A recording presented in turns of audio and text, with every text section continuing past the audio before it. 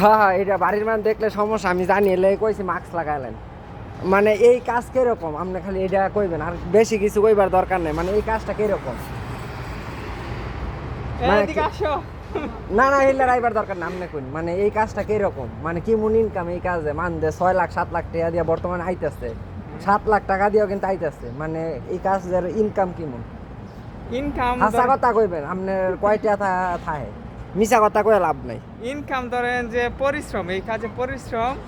Income 600 টাকা বেতন আপনার, 600 টাকা বেতন আপনার খাওয়া কার? এইখান থেকে খাওয়া খাওয়া, কার? এইখান থেকে খাওয়া 600 টাকা কয়টা লাগে খাইতে আপনি? বেতনের দিকে খাওয়া আপনার ধরেন এই বেতনের টাকা সব চলে যায়, সৌদিরা যে হাতিয়া দেয় হ্যাঁ। এটাই মনে করেন আপনার থাকে, ঠিক মানে আছে? মাসে কত টাকা দিয়া পাইন?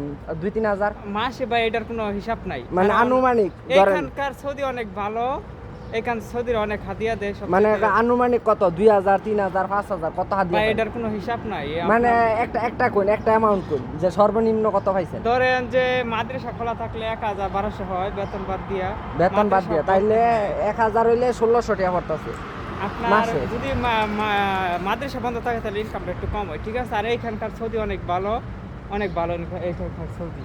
এমনি আপনারা কি আউটে গাড়ি টাড়ি দুইয়া ইনকাম না না করেন? ভাই, আমরা আমাদের ওই কাজ করা নিষেধ, আমরা ওই কাজ করি না, ঠিক আছে? আমরা এমনি আমাদের পরিশ্রম হয়, 10 ঘন্টা ডিউটি, আমরা বাইরে কোনো কাজ করি না। ও